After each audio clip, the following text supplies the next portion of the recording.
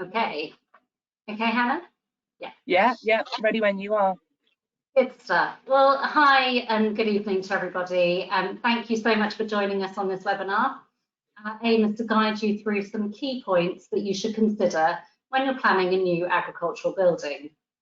So just to make some introductions, I'm Sophie Blanford, and we also have Hannah Moll from the Rural Planning Company and Matt Price from Rock Construction.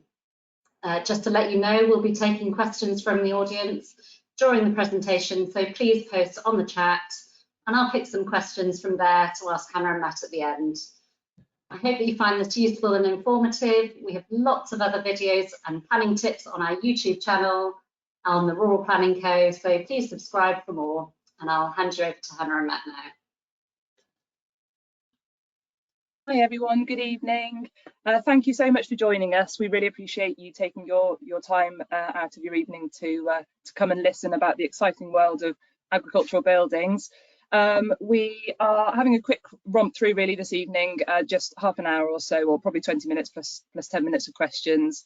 I'm hoping that everybody can hear me okay, so we'll crack on. I just wanted to introduce ourselves sort of very quickly, if I can get my computer to work. So yeah, this is me. I'm a farmer's daughter from Worcestershire. I went off to Harper quite a few years ago now, became a chartered surveyor, and then subsequently we specialised in planning. In the meantime, I have started a few businesses, one of which is the Rural Planning Co, and as Sophie said, we specialise in the rural planning. My husband and I also farm. We've set up a new farm, which is what you're looking at now, and we started that in 2017. So we farm together, and we rear about 1,200 calves a year through this setup. So this is something that we started using some of the permitted development rights that we're going to talk about this evening, and they were quite instrumental in enabling us to start this new farm, this setup. So the Rural Planning Co, as I say, we specialise in agriculture, equestrian, rural business and residential, and we've got 12 amazing people that work in the team. We cover England and Wales, and the majority of us are from farming backgrounds. We really know the industry, and we're sort of very passionate about helping farmers and being involved in farming. So hopefully that comes through, and we have a really good success rate because of that. And in talking to farmers, because you know we are them, we also speak very plainly. If we don't think we can get you planning, we'll tell you, and we sort of do it in a a spade is a spade type of way. So moving on, what we're gonna cover tonight. First of all, we're going to just talk about what the permitted development rights are. We're going to talk about the scope and scale of them, the procedure of it. There's a couple of reasons why you might decide not to use permitted development rights, which we'll just cover quickly. We're going to have a quick chat to Matt about the practicalities of shed building and some costs involved in shed building. And then if you were to use an agent, I'll cover some costs of what that would be. So buildings without planning permission. Now, you won't believe that I could squeeze this into a webinar on agricultural planning. Actually, we don't need to see that anymore, do we? Oh, Boris is not going to go away. Anyway, so basically my agricultural, oh, Boris, go away. The the reason that I've included Boris is because that's a very tenuous link. When politicians aren't partying, very occasionally they do some work. And one of the things that the government does is sets out planning legislation. Now, most development, so when you want to build something, most development in this country requires planning permission. You've got to ask if you want to build something. However, the government have helpfully done, this isn't a new thing and it's been around for a long time, but there is this thing called the General Permitted Development Order, and it's contained within planning legislation. And what the GDPO does is it allows certain types of development to happen without actually getting planning consent for it. So basically the GDPO has got loads and loads of different types of allowed development without getting planning permission. And part 6 is the agricultural development rights. And so this is the bit that we're going to concentrate and have a look at today. Within part 6, agricultural permitted development rights, it covers quite a lot of things actually. So it covers sheds, it covers access, it covers pools, things like that. And all of those other things are perhaps a question for a different day. So I'm just going to concentrate on sheds. But there are, like I say, under this development order, there is quite a lot of things that you can do without actually getting planning permission. So, as I said, it allows you the opportunity to put up sheds, to put up agricultural buildings without planning permission, so long as both the agricultural unit, the holding, and the building that you want to put up meets certain criteria. So I'm just going to run through those now. So the first one, and there's 5 of these that you need to take note of. So the first of these criteria is that the agricultural unit must be over 5 hectares, which is 12 acres in size. Now, that doesn't need to be necessarily all together. That can be fields spread out. And it doesn't actually need to all be owned. The agricultural unit is defined as what is occupied together as an agricultural unit. And we have been able to use permitted development rights on and including rented ground as well. But what you do have to make sure is that where the building is itself is not on a field of less than 1 hectare. So even though you don't necessarily need to have a 12-acre block altogether or a 5-hectare block altogether, you must make sure that the building itself is not on a parcel of ground less than 1 hectare in size. So the third criteria is that this building has to be sited more than 25 metres from a classified road. Now, the measurement is taken from the metal part of the road to the closest part of the building. And a classified road is an A, B or C road. So we mostly know and are familiar with the A and B roads. Some of the smaller roads and lanes are classified roads and called a C road.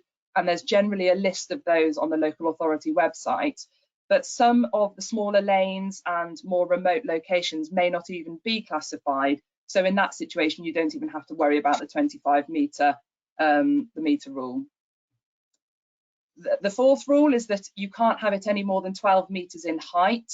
There is a sort of caveat to that. If you are within 3 kilometres of an aerodrome, you can't have it that high. But obviously, it's fairly sort of rare to actually be within that. The hobby aerodromes and sort of runway strips and things don't apply. It needs to be a registered aerodrome for that to be the case. This is the slight downside, is that you can't use this building for livestock or muck if it is located within 400 metres of what is called a protected dwelling. And so that's basically somebody else's house. So that doesn't include your own house. So somebody else's house, if the building is going to be within 400 metres, then you can't do it through, you don't have the permitted development rights for that. So if it's over 400 metres, you're fine. If you're within 400 metres, you would have to do a planning application instead. So a couple of examples: if you are designing something which is, you know, a massive cattle, well, just cattle shed, any sort of very, you know, obviously constructed livestock building, and it's within the 400 metres, then, you know, there's no point in trying to use this. We'd have to go for a planning application. If you're talking about a straw shed or a hay shed or something general purpose, and you might pop some sheep in there to lamb for a few weeks, or a corner of a pen for something or another, I think we would just call that, or you would just call that, a straw shed, and not worry too much about it. But obviously something that is designed for cattle or whatever, you know, you're probably outside of this permitted development. So this is, so all of those that we've talked about are very sort of objective. They are or they aren't. This last one is a little bit more subjective, and this is where a tiny little bit of grey area can creep in.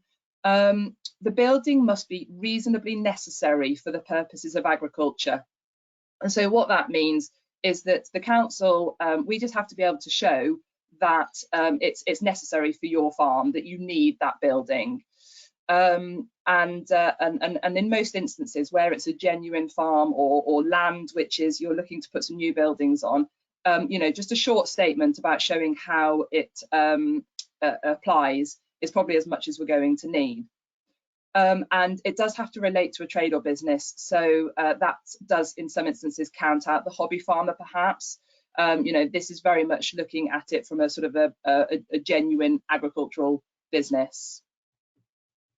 Oh, I was just going to say, so the normal types of buildings that we use this permitted development for is fodder, hay, straw storage, grain sheds can be done. Anything that's general purpose or machinery all falls into this.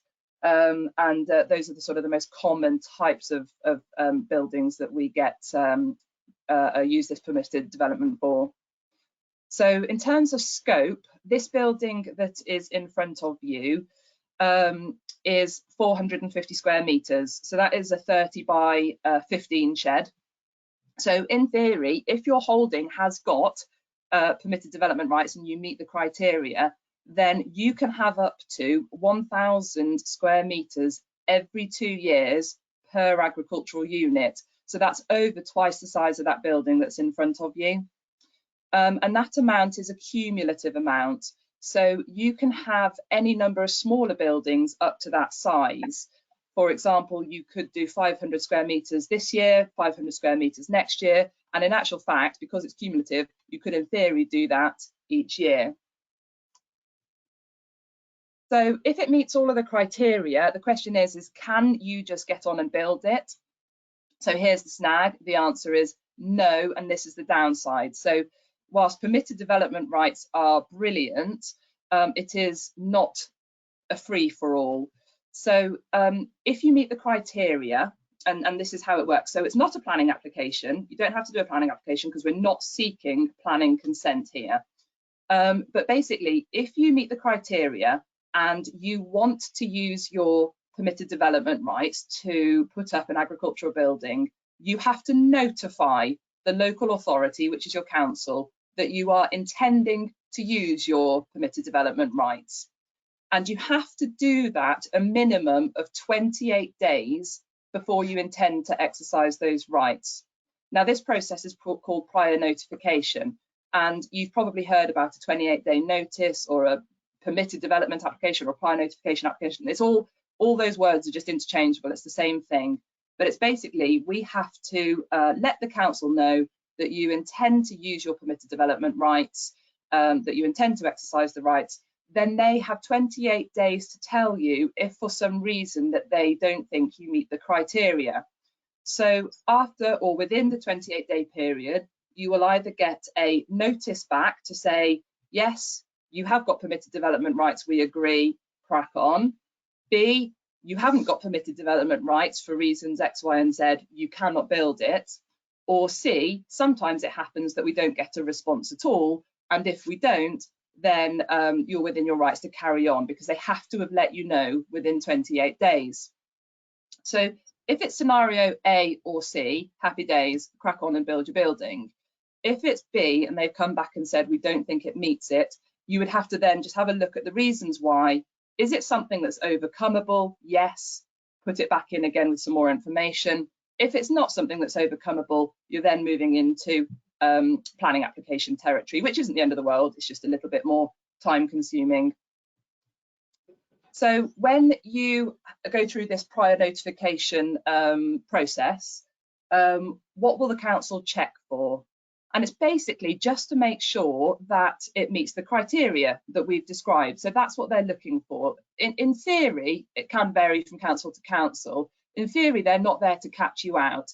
It is genuinely going through to make sure that you meet that objective criteria and do the council believe that it is reasonably necessary for agriculture.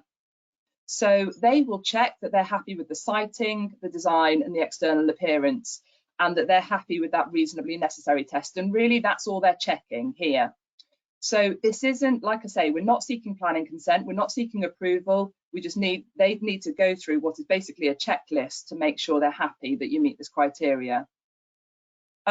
what the word of advice that I would say is that if you are genuinely requiring a farm building on an agricultural holding or land that, or bare land, if bare land doesn't have any buildings, if it's genuine and you've demonstrated this in your prior notification, it should be fine. There should be no great difficulty in achieving permitted development. If there is anything that you're thinking of doing that perhaps isn't quite genuinely agriculture, would be mixed use, or we're struggling that it's perhaps not an agricultural holding, for example, the council might consider it's an equestrian holding, then you might need a bit more of a plan, and that perhaps is where you would get a consultant on board. Just a very quick note on siting, if this is something you're going to do yourself.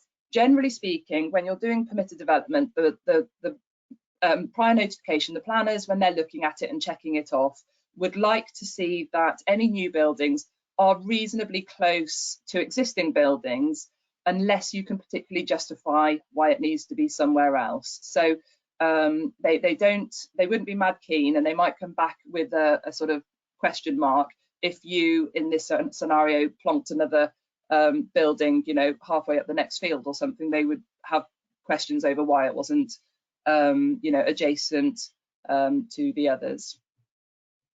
So to do a prior notification, please don't be overwhelmed by this, because honestly, this is something you could do yourself. Obviously, we're agents. If it's something that you don't like filling out forms, or you don't get round to, or it's a bit too intimidating, whatever, we do these prior notifications relatively cheaply. So it is something, and I'll talk about the cost in a bit, but I'll just run through very quickly what it needs to include on the prior notification, so as that you're either aware, or if you want to have a go at it yourself, you know how to do it and what to include. So the first thing is that you must have a location plan, and that needs to be at a scale of something like 1 to 2,500, and it has to show a local road so as that they can get their bearings. You need to show the building in a red line, and you need to show the land that you own in the blue line, and that is your location plan done. Elevations and floor plans. So elevations, you can get fancy ones done like up here, but hand drawn is perfectly acceptable. Just some graph paper at a scale with a scale rule, and you can do hand drawn elevations is fine. A floor plan is basically a rectangle on a piece of paper. You need to be able to just show which orientation is it, so which way is north. There is a set of forms, but they're not overly complicated, and it's all just done online now. So you just head off to the planning portal, and you can set up and register, and you can log in and do that. Now, what I would suggest that you do is you put together a shortish statement setting out some of the things that we've discussed. So why do you need this building, and what impact is it going to have on your farming business? So, for example, within that sort of thing, if you had got a couple of other buildings but you had no decent straw storage, or you needed a second grain shed, or all your equipment was outside and you know, you needed some machinery storage, all of those are perfectly good reasons, and that's what they just need to know, why you need it and what it's going to be used for. Generally speaking, in terms of siting, most people, obviously for practical and functional reasons, will site a building where it needs to be for it to function as a farm building. And so if you're doing that, 99 times out of 100, it will be in an acceptable place for the planners as well, because you know, if it's functional and practical, then that's what they need to know. Why does it need to be the size that you've proposed? And again, you don't need to go into huge amounts of detail, but you would perhaps maybe just talk about tonnage of grain, or you would talk about the types of machinery that you need to put in it.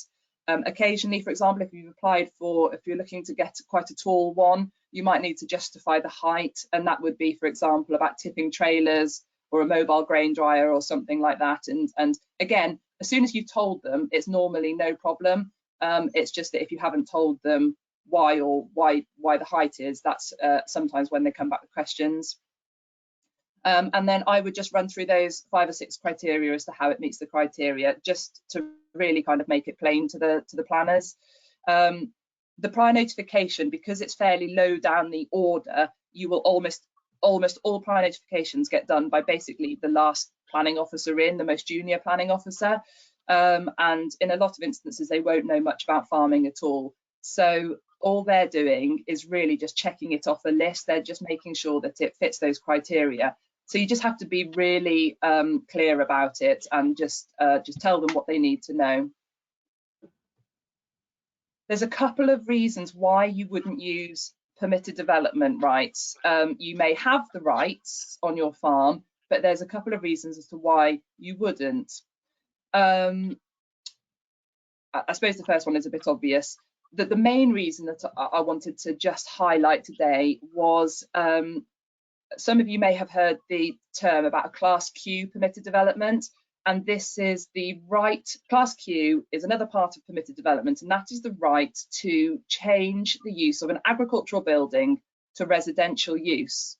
And you will have seen perhaps around and about, it's not just traditional buildings, it is also modern steel frame buildings like this one at the top that can be suitable for a Class Q.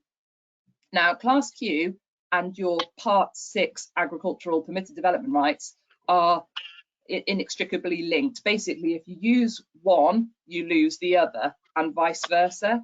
So if you have already used your Class Q rights in the last 10 years, you probably don't still have permitted development rights for agriculture. But most importantly is if you want to preserve your Class Q rights in the future, don't use permitted development now for an agricultural building. Apply for that building using a planning application. Yes, it's a bit longer and perhaps a little bit more expensive, but it preserves your future Class Q rights. So if you think there's any chance you want to use Class Q, don't use this permitted development or this prior notification. Do a planning application, and that would preserve your Class Q rights.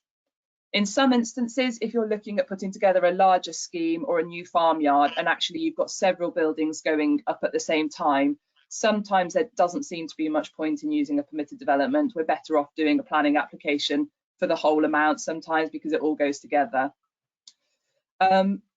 If you don't meet the criteria that we talked about, or you want to preserve your Class Q rights and it needs to be a planning application, don't be put off by that. Obviously, we're talking about, how relatively straightforward the permitted development is, but don't be put off by a planning application. Again, if it's genuinely for the purposes of agriculture and you need it, it should still be supported on the whole. So we're just going to pop across to Matt if you're still awake. And I think, Sophie, you've got 2 or 3 questions that we were going to ask Matt, which previously people have asked us. And then there may be a couple of questions again at the end, Matt, but we'll do those 2 or 3 now, if that's okay. Yeah, okay, so far away with the first question. We want to know which is the most cost-effective way to build a shed. So is there an optimum shape and size for cost efficiency? On the steelwork side of things, there's not a lot of movement on working just on the steelwork alone on £1 per square metre. The big thing that tends to have a bearing on cost is bay centres, and for years everybody's been working. People still, you go onto a farm and they want a 15-foot bay or a 20-foot bay, and everything sort of moved on from that, and we now talk about 4.572 metre bays or 6.1 and a bit metre bays. The larger bays tend to work out more effectively than the smaller bays. You just get a bit more bang for your buck out of the steel. There's obviously less pieces on site, so your erection time's a bit quicker. But as the actual width goes, the span as we term it, that one is pretty even. The trick is really, being you're going to look at it for such a long time, is actually getting it fit for purpose in the first instance. Picking up on your point earlier, Anne, about height, we quoted covered silage stores now where they've been 8.5, 9 metre eaves because the contractors have got 16-ton Larrington silage trailers and they don't want to have new roof lights for the first time they dip the trailer. So that's the sort of main of it, and he's trying to, again, for the lifetime of the building, you're going to, like we talk about a 25-year design life, but basically there's buildings that are up for sort of 40, 50 plus years. He's trying to think what 5-10 years down the line you're going to be doing. Are you going to sell the 60 horsepower tractor that's only about 3.5 meters to the cab and replace it with 150 horsepower tractor? Are you going to go from conventional bales to rounds or 6-string squares or whatever? And he's trying to think what your end application is, just to give you that enough height, the doorway is big enough that you don't think, oh, if only we'd add the extra whatever, because all those replacement wing mirrors add up. You soon use the size, don't you, on these sheds? Yeah. Like, everybody thinks that's a massive shed, but they're soon full. And the old thing is, right, the more space you've got, the more stuff you keep. And certainly talking from a family perspective, because Dad's got a small hole, every time we thought, yeah, we'll just stick another couple of bays on the end of there, and then sort of 12 months down the line, you're sort of thinking, well, we probably want to do that again, really. And eventually we're going to run out of field to build on. That's going to be the option. But Okay, so the message there is to really sort of future-proof your building then, to look ahead. Thanks for that, Matt. Question number 2, have you got a rough pound per square metre cost to build a basic straw shed with your typical corrugated steel sides and an enclosed grain store inside? The first point is probably worth noting, it's bad news for everybody all around, is what sort of happened. If you wanted to build a cheap shed, you're about 2 years too late, really.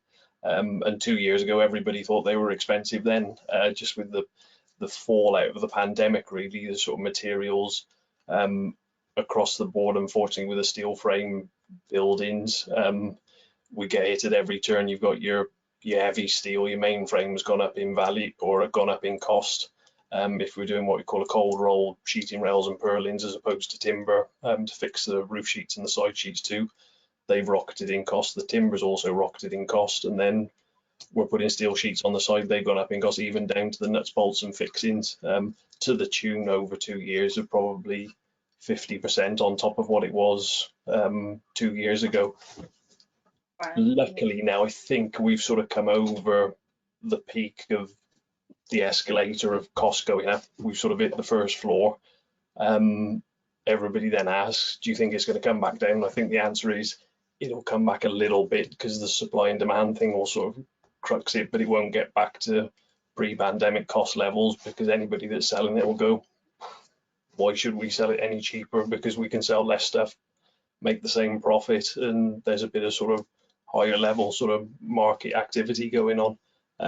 But coming back to your point, it's the biggest factor on the costing thing is the size of the building in the first place. A building of say 200 square meters would come out probably now about the sort of £200 per square meter mark. But if you got up, increase that sort of threefold, sort of 600-700 meters, you could be down 130, 140 a square meter. And a lot of that comes from your costs in your design costs are very similar, irrespective to the size of the building. The time on getting all the equipment to site, your cherry pickers, your telehandlers, etc., whether they're there for a week on a small shed or they're there for 3 weeks on a large shed, that transport cost is still the same both ways.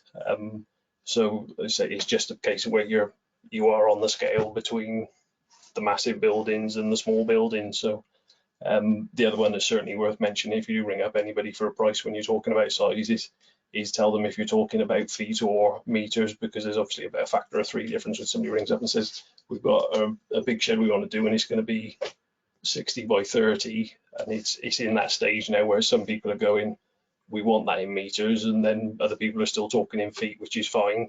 But it's a good way to look really expensive if you've got the units wrong. So, but we're old enough to be working in both still, and or say we'll have it, we want it 30 meters long, but we want to come 40 foot off that building over there, and it's going to be 6 meters to the eaves, and that's fine. We can jump between units, that's no problem at all.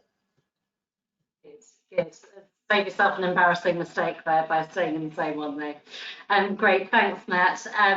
Another question we've got is what's your most frequently asked question? You know, what question keeps coming up time and again?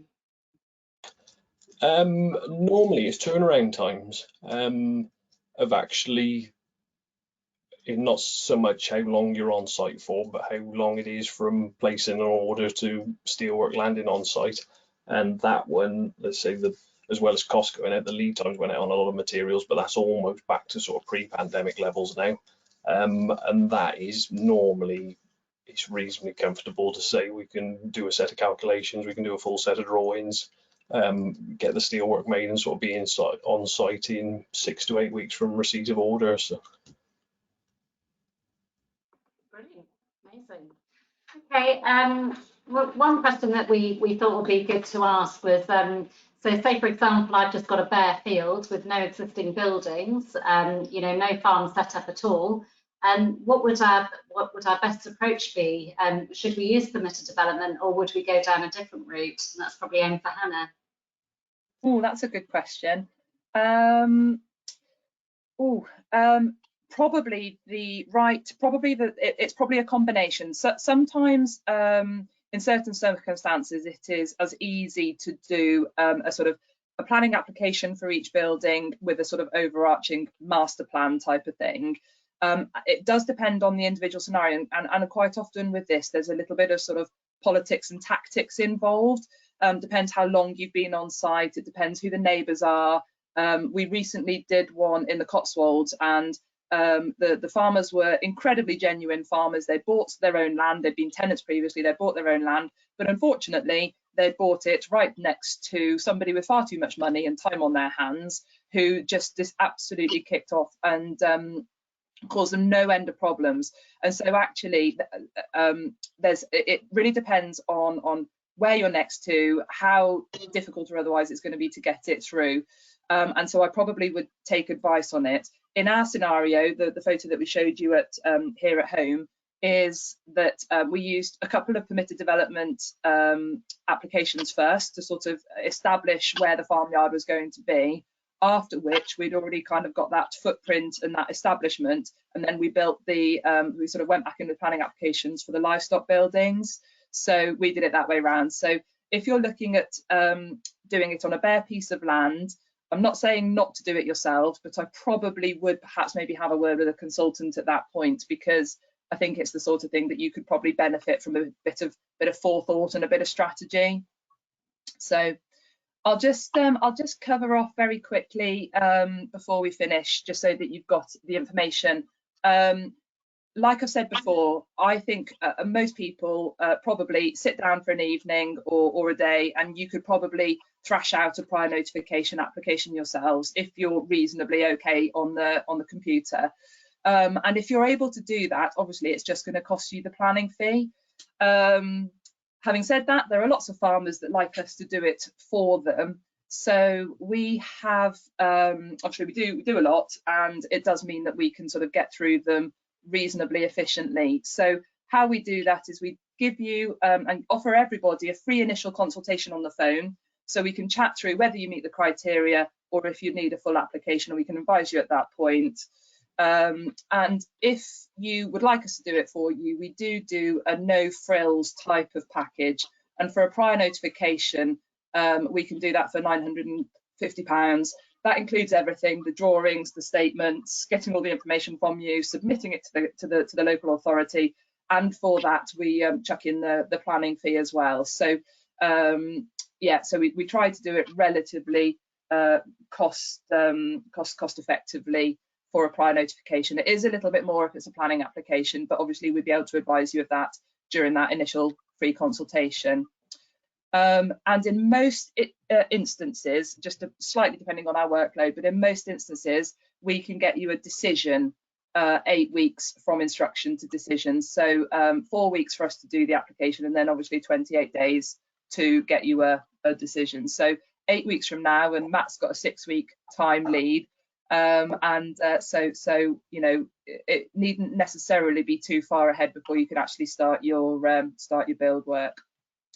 one very quick tip that I just wanted to impart on you all is agricultural planning, and I have been doing planning for 20 years now. Agricultural planning is the easiest planning that you will ever get.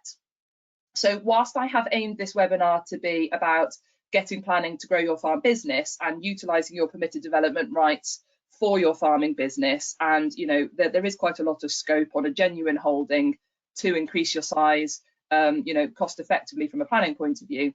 I just wanted to say that it is significantly easier from a planning point of view to change the use of agricultural buildings to other things in the future than it is to apply for new buildings for alternative uses. Now, I'm not suggesting that you do a prior notification, you know, this month, build it and apply for a change of use next month. I think we might be pushing it. But other than what Matt said about the cost, obviously, I'm not saying it's cheap to put up these buildings now, but the planning is relatively cheap. You can get a big square footage, and you know, it's the sort of thing that you can future-proof alternative uses. So we have, for example, quite a few clients that change the use of farm buildings to things like storage or units. What I would say is future-proof your farming requirements first. So bang in a couple of 3 applications for these big sheds, get the planning, get it started or whatever, or build them. And then at a future point, you know, you've got your established or existing business buildings that you could do the change of use to some of these units on. If you just started to change the use of units without future-proofing, and suddenly you've changed the use of your buildings to something non-agricultural, then you go back to the council and say, oh, by the way, can I have some more sheds? They're not going to be so keen on that. So future-proof it, bang in 2 or 3 of these applications, get your planning on the ground, and then you could start to use your sheds for other things, perhaps. So obviously I've just covered sheds today, but obviously there's a whole host of other things that fall. Some of it falls within permitted development, some of it you require planning for. Obviously we do whole new farm schemes, ag workers dwellings, getting houses on the farm, infrastructure like lagoons, muck stores, farm tracks, big livestock buildings, pools, temporary workers accommodation, all sorts of things. So if there's any of that you want to chat about, just give us a call, free initial consultation. We can tell you what's involved and how much it's going to be. So I think that's it from us. And obviously we'd love to hear from anybody that you know, would like any help. We very genuinely would like to be able to help you. So please do phone and ask us. If it's not something that you want to use us for, or you want to do it yourself, that's fine. We want to be able to help farm businesses grow, and that's our objective out of this. So please do ask. I think back to you, Sophie. Yeah, no, that's it this evening. I can't see that we've got any questions from the panel. Can you see anything? There's a couple of questions that have come up in. Oh, there's quite a few questions actually that have come up. Unfortunately, it's a really horrible little box for me to be able to see this. So I might just, I'm going to be sort of a bit stuttery in asking this because it's a tiny weeny little box. So it says, how far must a hay barn be from a dwelling? Looking at putting up a 60 by 40 steel frame building for storing hay. So from a planning point of view, I don't believe that if it falls under permitted development, I don't believe there is a minimum size that you must be away from a dwelling. I don't know whether there's anything, I mean, building control doesn't come into agricultural buildings, but I suppose you've just got to be pretty sensible and pragmatic from a sort of fire perspective. So I don't think there probably is anything legislatively that you need to be a minimum size, but obviously you just need to take a pragmatic approach about it. If you erect a cattle shed under permitted development, can you subsequently install a solar array? Is full planning permission required for the solar array? And if so, how does that tie in with the PD building? So yeah, so obviously if it's a cattle shed under PD, first of all, you've got to make sure that's over 400 meters away from a protected dwelling for it to fall under permitted development. So that's the first thing to say. Your solar array is an entirely sort of separate thing really, and so you would need to apply for you need a separate planning application to apply for that solar array, for that those solar panels on the roof. And I think perhaps it doesn't tie in with the PD. I think you just need to view it as a separate thing. You could do the PD first, obviously, and then do a planning application after. Let's see, I think there's another one. Could you use PDR to increase the size of a current cattle shed? Yes, if you're over 400 metres away. Point 4 of the criteria, would this include your own dwelling? No, it doesn't. If it's yours that is on your farm and you live in, that isn't counted as a protected dwelling. So you can your livestock building can be within 400 metres of your own dwelling. Oh, and then there was a thank you. I think that's it, Sophie. I think we've covered them. Okay, well, we'll sign off for this evening, and yeah, check out our YouTube channel for more videos. And thank you, everybody. Thanks for joining us. Thank you.